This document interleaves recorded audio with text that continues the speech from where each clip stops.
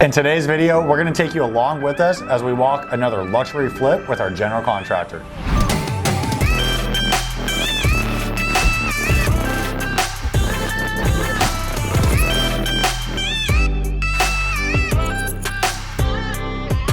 Okay, so we demolished another $1 million flip. Today we're gonna walk with our general contractor. You won't believe what we're gonna do to this house. But before we do, like, share, and subscribe to the Boeckle Brothers channel so you can learn about everything we're gonna do to this $1 million house, and the YouTube algorithm can help everyone else learn as well. So here we are at El Macero, and if you followed along with our other videos about the buyer pass and our initial design, you may be familiar with how closed off this house was as well. So we needed a lot of opening up to do. So today we're walking it with our general contractor to actually finalize some of those designs. Yeah, and just like the Pine Hollow property, if you followed along in our another video, this property is in the same neighborhood. It's super dated just like the other one, and we had quite a few walls to take down. One major wall that we wanted to take down was that big entryway wall right when you walk through the front door. Yep. But when they took it down, there's a lot of surprises inside. So Eric called me and said that we could take all this up and over. Is that not the case? The plumbing? Yeah. Yeah, that's not a problem. Instead of trenching down. So No. Yeah, that's fine. It's already up anyway. Yeah, no. I know, it's anyway. Yeah, we're good with that. Okay. Yeah. As you just saw right there, luckily our contractor told us that there is a solution for those electrical wires and that gas line that were inside of that wall. He's going to route them up through the ceiling, so we were able to keep our original design and move forward as planned. Right, and it saves us a ton of money not having to trench down through the foundation as well. Absolutely. So not only do we get to keep our design, but we also get to save money because we thought we were digging deep into the foundation. Sounds good to me. Cool, so now that we were able to open those walls up, figure out how to make it a more wide open space, the kitchen really flows into the living room well now. Yes. You know, it becomes a very big, wide open area. Yeah, now there's a ton of space that we kind of have to figure out how to utilize the best way. Yeah, I think we deleted the fridge wall. So we got to reconfigure the refrigerator, we got to reconfigure the cabinetry, and the island we actually want to switch ways. Check it out. 9 foot island, I'm right this way. 20 minus 12 is 9, yeah. So that's a 4 foot. We can go 42 for the walkway. Usually like 11 foot island. That's 9 foot right there.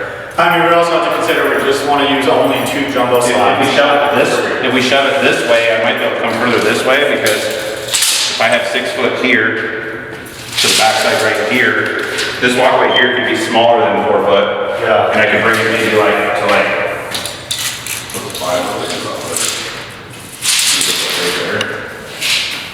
we hold down that wall right like this. Is that? Yep. Yeah, still put this like. Okay. So we've got the 10 foot island right here. Does that allow us to use only 2 jumbo slabs? A 10 foot island? Yeah, and then you want a waterfall, right? Yeah. I think we should do fridge over here and then move range over here and center in the back, the big, I think, without window. You can do 42, 48, 36, 60. 36. Okay, so you want a top color? If you're moving everything, Do you have that? I think we should do 36 with a hood, built-in box hood, with free hanging shelves on the side, with it backsplash all the way up. now we need to come up with something really creative to do here. And you're coming up with some cool stuff. So designing a massive feature wall can be very difficult. This is actually one of the places in the home that we decided to do something very unique. And in this one particular, the wall is absolutely massive. It's about 25 feet tall and 45 feet wide. It's a big wall. So we're gonna take the opportunity to do something that we haven't done before on this wall. What if we built that fireplace here all the way to lid, and then somehow design, I don't have the exact design in my head, but I'm thinking something, even if we did a lower set of cabinets right here, and painted them, if you could go lighter there and black on the cabinets there, we could use the remnants. Pull in from there. Do you want to do an 80-inch island, or how thick of an island do you want to do? How thick? How wide? As wide as we can. Okay. I was gonna say, if we got 80-inch slabs and we had like 68, let's see where 68 puts us. We can take 12 inches. Oh, use an extra. Put a countertop. Use 12-inch uppers right here. Well, what about for that wall? What's that? What about that wall? You'd have to frame that out or? Nah, I would just come, we'll just bring the couch down here and just come out right here. They're only 12 inch, they're upper. Yeah, it's only gonna stick out like right here, man. That'd be fine. And then what my thought is run that all the way up, and then we could somehow put something up about that height and do a nice accent behind that for the TV. Yeah, so we decided to do something pretty new to us. You know, usually we like to do a fireplace feature right in the middle of the room. So we would have done it right in the middle of that wall, all the way from floor to ceiling. But on this particular house, we kind of decided, since the wall's so long, we're gonna do more of an asymmetrical design. So closer to the front door edge of the wall, we're gonna do a 10-foot wide fireplace feature from floor to ceiling with a really maybe darker gray 24 by 48 inch tile. So we're gonna have a big fireplace on that side of the wall. On the other side of the wall, we're gonna do this really cool smooth coat texture with a really nice pure white paint, and that's where we're gonna hang our big 86-inch television. I think it's gonna help fill out the giant width of that wall. Yeah, and it's something new that you're not seeing often. Typically, you see everything so symmetrical, so going asymmetrical is maybe a newer feature that we're gonna do. We're gonna try it out. All right. One of the major head scratchers with this house is the fact that it had two very small den office rooms that were basically replicas of each other. Really weird. They didn't add a lot of value to the house, especially having two of them. No.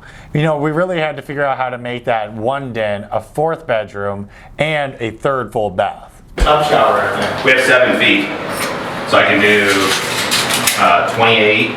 I could do a tub shower combo in here. Do a 28, 30-inch vanity and a toilet.